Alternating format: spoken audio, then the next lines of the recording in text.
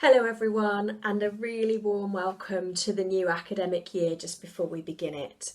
And especially a warm welcome to all of our new families and students who are going to be joining us. We're really excited about meeting you and working with you, and we hope that we'll be able to help you to prepare really well in spite of all the things that are happening still with the COVID situation.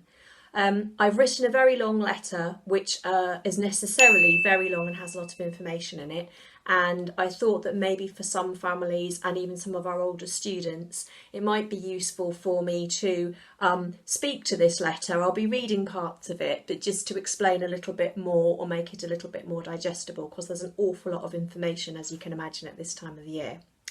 So the good news is that the governors have scrutinised our arrangements for the start of term. They've looked at our risk assessments and our procedures, and they're happy for us to open safely. And like us and all of the school leaders, they are confident that the school is going to open as safely as possible, given the arrangements that are available to us to operate the school in the coming term. So I'll talk a little bit more about those now. Before that, just to say, we know that some of you are going to be really anxious. And that applies to the staff as well. I'm anxious myself. I don't know how it's going to look and feel, but I am very confident that we'll all work together to do a great job, students and staff included.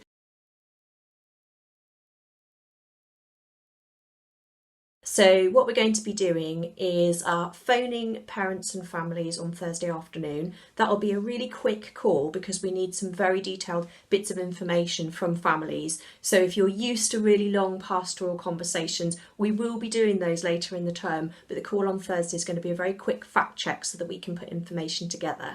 And then on Friday morning, we will be doing a live stream on our Baycroft channel, and we'll be doing a tour of the school and looking in all the different places, looking at what's the same as well as what's changed. And the best bit of all, there will be real-time questions that you can ask. You'll be able to type them in on the platform, and then we'll have a bit of fun answering those at the end and try and make sure that we cover as much as possible so that you're all really clear about what it might look like and feel like on Monday the 7th.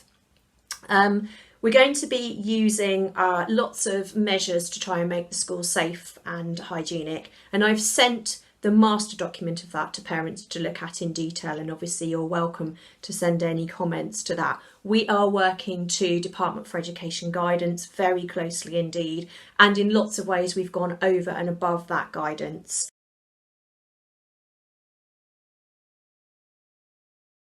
We have worked in bubbles like lots of other schools, and because of the size of the school, unnecessarily that some staff and children do need to cross bubbles in order to have their needs met.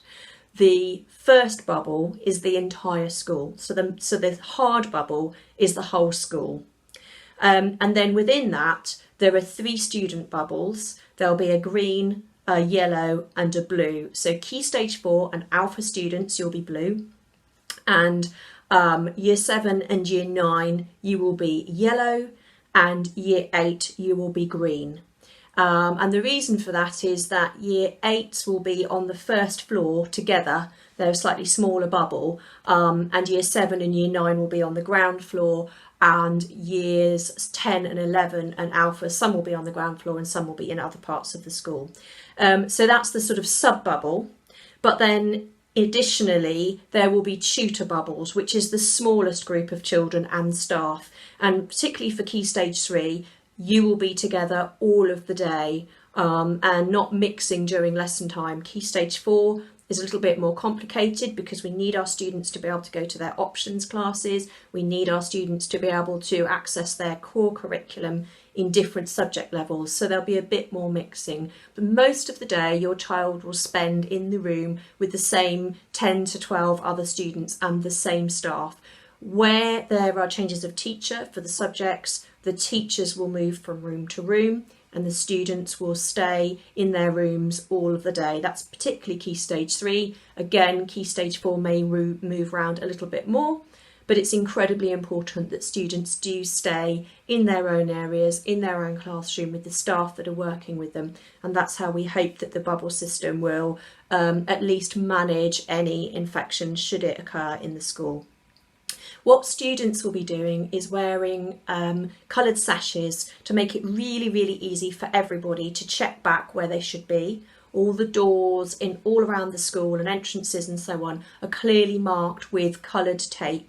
So if you're a yellow, you'll know those are your yellow toilets, that's your yellow hand washing, those are yellow doors, everything matches up. And it makes it really easy for us to help to allow students to have as much contact as possible where we know there are some really, really strong friendships which would be affected by very hard bubbling. So at break times and lunchtime, students will be able to mix to a degree, but where they're wearing their sashes, we'll be able to support them by just reminding them if they've got the same coloured sash, they're in the same bubble, there'll be less requirement for social distancing, whereas if students are from different bubbles, we'll just be reminding them to maybe keep that bit further apart and be really careful about how they interact with each other.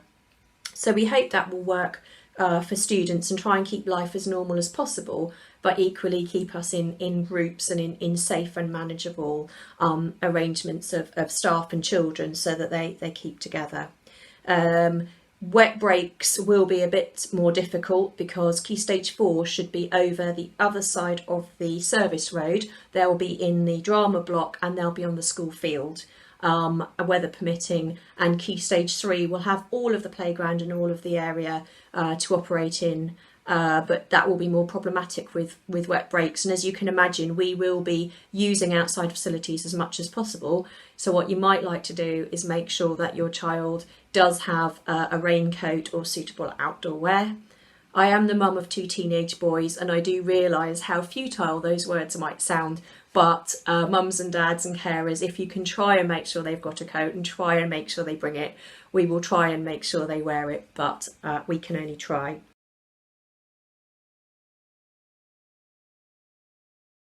I expect you're all really wondering about face coverings and masks and that issue in school. The position we've kind of taken is that masks are very rapidly becoming a societal norm. It is something that's happening everywhere and our children are seeing everywhere.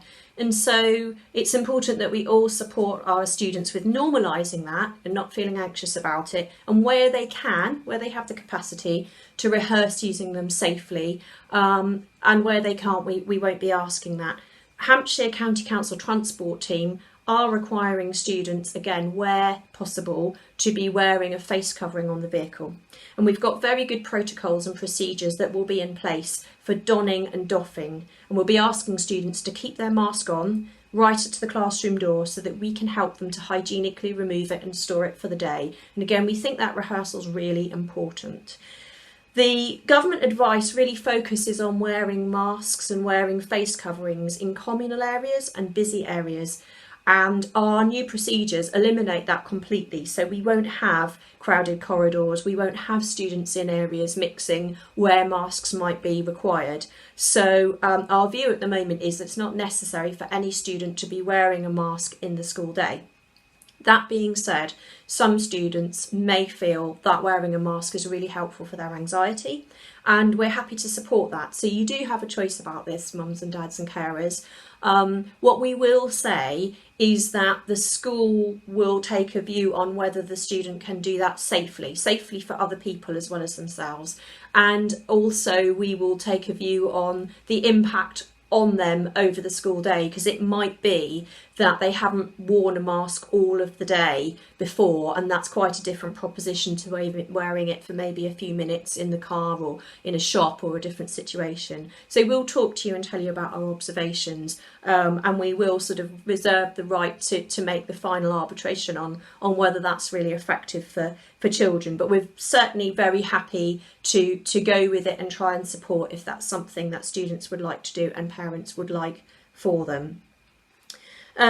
Staff will be wearing visors at all times. We'll be wearing clear face visors, and we have been since the start of COVID, and we'll also be wearing surgical scrubs so that we don't transfer anything in and out of the school.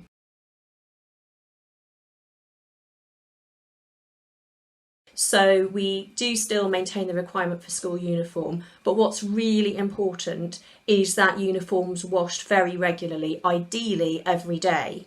and I know that's going to be challenging for some very busy families. So it's more important that you're in clean clothes, but we would like you to try wherever possible to observe the school uniform expectations. They're very simple and straightforward, and we hope that we've made them attainable for everybody, but just please talk to us if there's any difficulty with that.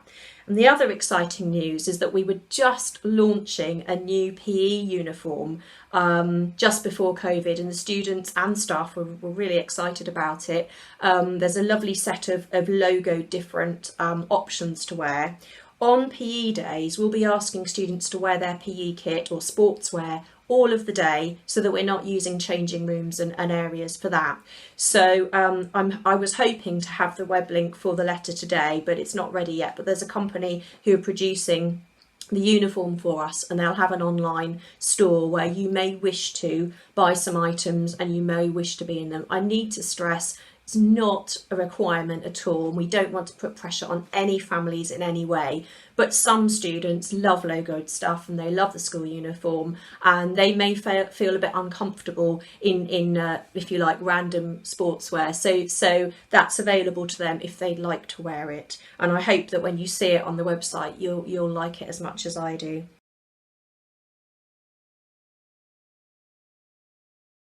In terms of arrival and departure in the mornings and the evenings, one of our difficulties is that we don't yet know from Hampshire Transport how many parents will be driving children to school instead of on buses and taxis in the normal way. What we can be pretty sure of is that traffic around the site will be increased dramatically, because we have to remember that we also share our site with Crofton, and I'm sure that there'll be more parents driving to school than perhaps using public transport in non-COVID times. And also we know that parking is incredibly difficult at Baycroft. We have tried to address this a number of times, but there are huge issues with local planning laws, and whilst we might have ideas about how to make some more parking spaces and to make it really much better for parents, we've not been able to achieve that yet, and through no fault of our own. So what we're going to ask you to do in terms of arrival at school is to just come at slightly staggered times. What I'm going to ask you to do is, it's really important not to come early. It's ever so tempting in order to reserve your parking space or to be in the right place, but it would really help us if you don't come early. The way the school day is going to be organised now, it won't be a problem for anyone to join late, and there's a substantial period at the start of the day for settling, for time, for breakfast club, and that's been extended, so there's no need for any student to worry about being late or their class having moved and gone off without them, anything like that. We'll always make them really, really welcome whatever time they're able to come. So we'd like Key Stage 4, that's year 10 and 11 students, and Alpha students, if they could come please no earlier than 8:45 and be in, if possible, by 9, so in that window. And they need to come through the gate which is nearest to reception, which is the one most of you at Parents and Carers, and even if you're new to the school, that's the entrance you'll know, and that will be marked with blue. For Key Stage 3 students, the green and yellow groups, we would ask you not to come any earlier than 9 o'clock. Please don't try and drop off children before 9 o'clock.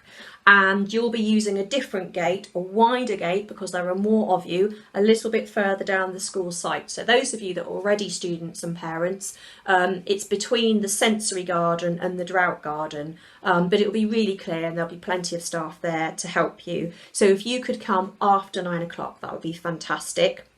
If you bring several children with you in the car, or you're lift sharing or anything like that, absolutely fine. If you can just bring them at the later of the 2 times, and we'll accommodate you. Please don't forget, if you're carrying children from a different household in your car, they should all be wearing masks. You really should treat the car journey as a shared transport journey. So if you can ensure they're wearing masks. If everyone in the car is from the same household, then your child doesn't need to be wearing a mask. Really good news is that we've worked with Crofton School to divert the human traffic away from the front of the school in the morning. So again, if you're used to Baycroft, you'll know that we have this sort of merging of 2 seas of people, and that can be quite challenging. So Crofton students are going to actually move across the back of our site, and they won't be coming back up the service road, which means it will be safe for pedestrians and vehicle users to sort of dismount and come across the pavement without sort of bumping into people and having too much shared airspace. So we're really grateful for that. Should make things easier. At the end of the day, it'll be kind of the reverse, but we'll ask Alpha and Key Stage 4 parents to come between 2:40 and 2:55, so a little bit earlier than usual. And then Key Stage 3 students, they'll be dismissed at 2:55 at the end of the school day. And again, I'm just going to ask you to please try not to come early for your slot. I realise it's going to be very challenging because we've also got the roadworks on the Fareham Road, and that's going to affect things. And that's why I stress we don't want any student or any parent to be worried about being late for us. All of us parents have places to be, and we may be worried about our own appointments, but for our children, it's really important that they know that whenever they arrive at school, it'll be just fine, and we'll make sure the day starts really, really well for them, whenever that is.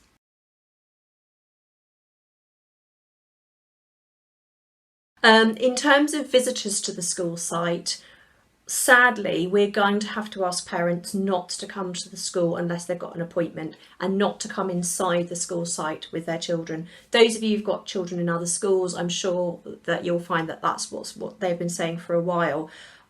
It very much goes against the grain for us. We're a school where we love to have visitors, and we particularly love to have parents in, and I'm hoping those of you already in the school will concur that you've been made very welcome. But right now, again, just because of infection control, to keep everybody safe, we have to ask that you don't attend the site unless we're expecting you. If you do come to the reception and you do have an appointment, you can expect to be asked for quite a bit of information, because with track and trace, obviously we have to keep careful records of who's been in and how we can get hold of them. So just be ready for that.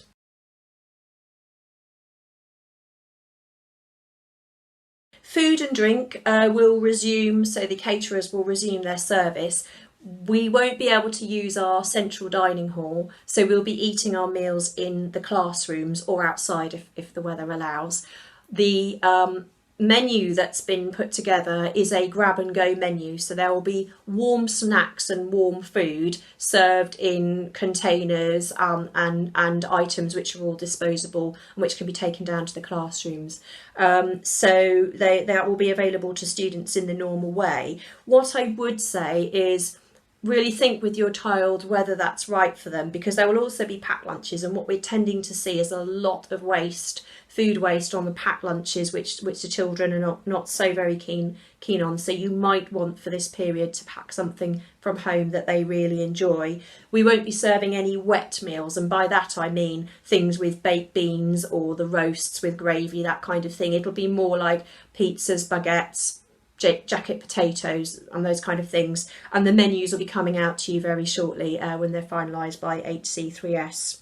And sadly, we won't be able to have a tuck shop in the short term. That's purely because the caterers, rather than the school, don't have a way of a cashless system, and the handling of coins and change and money is just not something that we can incorporate into our risks at the moment. But we're working on a solution really, really quickly, so we hope to be able to do that with you very soon. But again, you might want to give your child a snack or a small item of something to eat if they like to eat something in the day.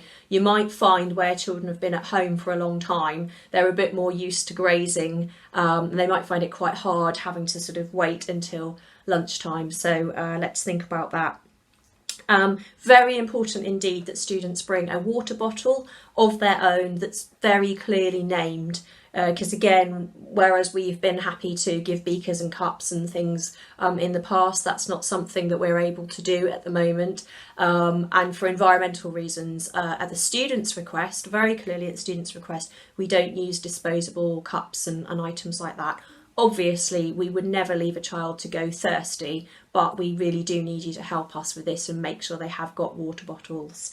We've installed a number of new sinks and water fountains around the school as part of our hand washing and hygiene. So students should find it really easy to get good clean water, and there are sinks in most of the classrooms, and all the staff understand how important it is to keep drinking and keep refreshed in the day. So if you're new to Baycroft, you won't have any concerns about that, and when you can have access to drinks.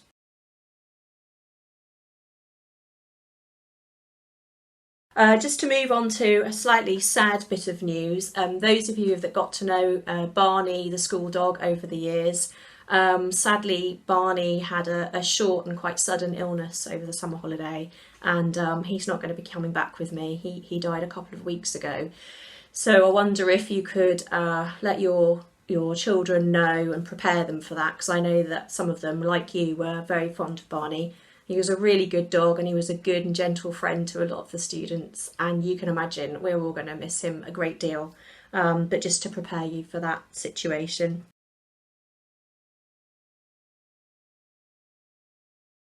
In terms of property and possessions for the students, if you possibly can, it would be really helpful if they come with a pencil case with some basic equipment for the classroom, because again, we're not allowed to share class sets or share around.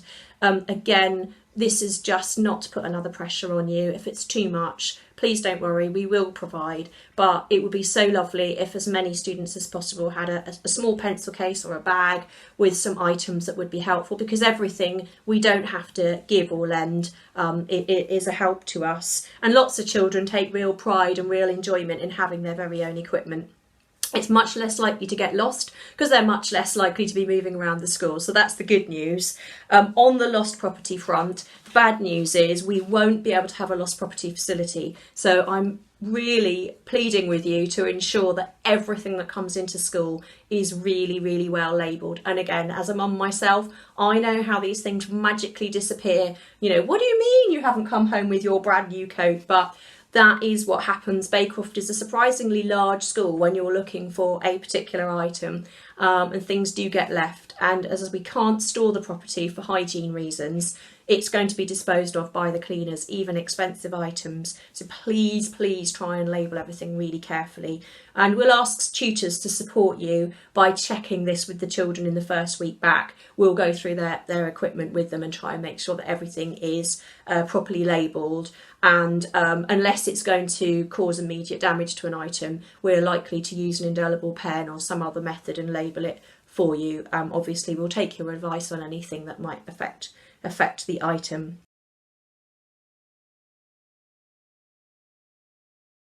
Some bits of staffing information, because with the beginning and end of term, people come and people go. I wrote to you previously about some staff that were leaving, and some further news has emerged over the summer. So we did say a really fond farewell to Mrs. West, Mrs. Wales, and Mr. Ryan Heaney. And since then, we're also going to be saying goodbye to Miss Chavot Ross and to Mrs. Church, who are moving on to other things as well and won't be coming back in September. So we really sincerely thank all of them for their fantastic contribution to the school, and excited to hear about how their new ventures are going in due course.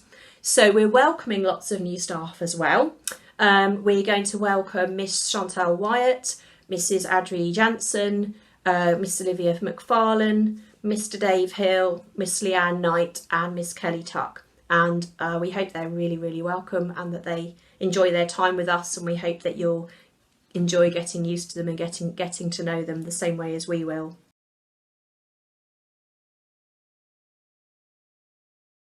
Can't write a letter to parents at this time of the year without just mentioning our fantastic outgoing Year 11s. This group of children across the country had the most traumatic year and lots of challenges and hurdles and a very, very difficult and worrying time. And the achievements of this outgoing Year 11 were amazing. It that's not affected by the exams and the wherever we're at, the ninja mutant algorithm or any of those things. A lot of our students had actually earned via portfolio and work done their results, and then there were a few subjects where instead of a terminal exam, as you know, we submitted centre assessed grades. None of our grades were altered, and in fact one was raised, so we're really pleased about that. And quite a number of students left with more than 8 GCSE equivalents, and 82% of our year 11s left with at least 5 GCSE equivalents, which is a fantastic achievement by anyone's standards, and we're very proud of them. I'm really looking forward to hearing about how they move on and their new lives and their new challenges, and we think they'll be really well set up for that, not least because of the personal qualities that year group demonstrated to us constantly, and that's what's going to stand them in just as good stead as the academic skills that they've got too.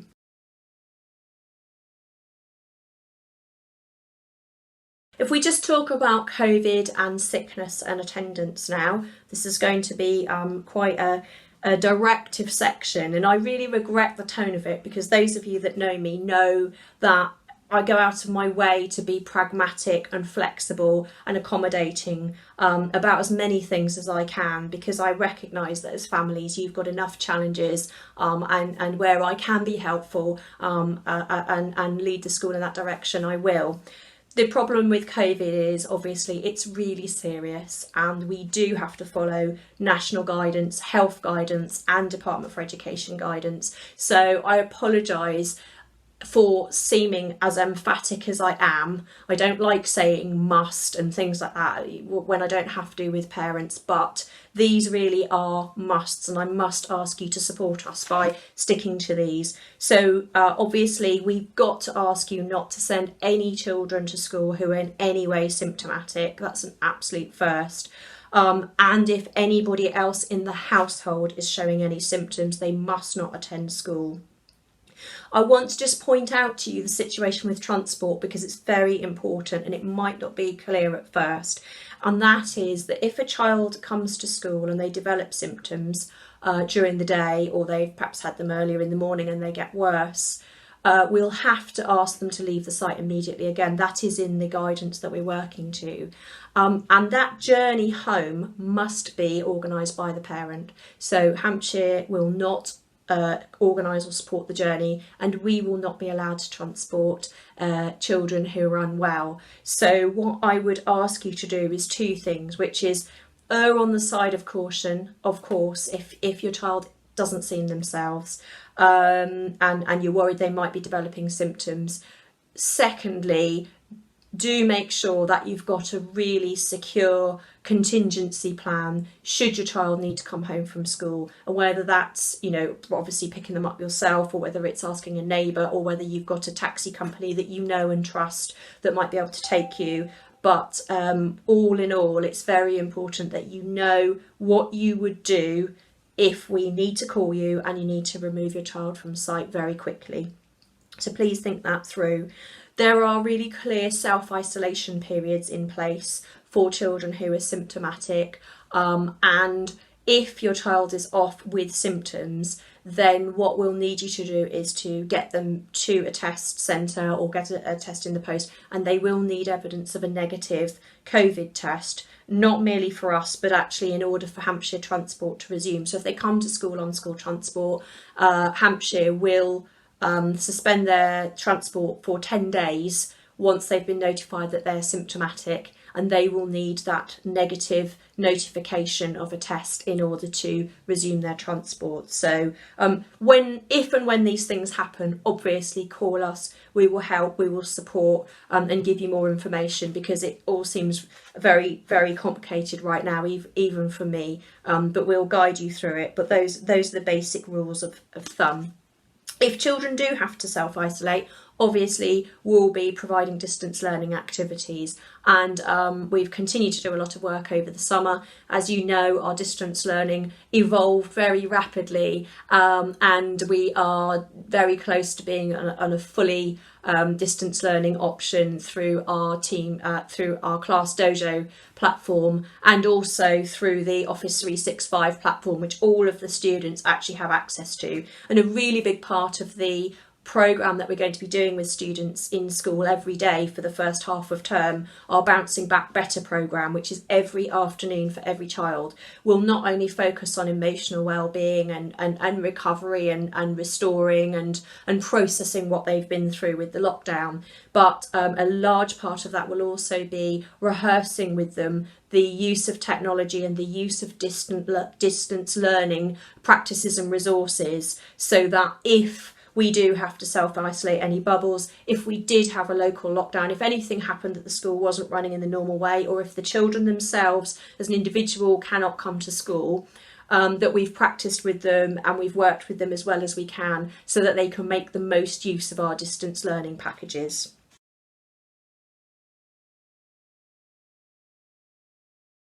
I'm nearly at the end of the letter. You'll be very relieved to hear. As I say, I do understand that's a lot of information to take on board. What I would ask you to do is continue to support us in the magnificent way that you always do, by trying to observe social distancing in the community as much as you can and within your families, and as I say, erring on the side of caution.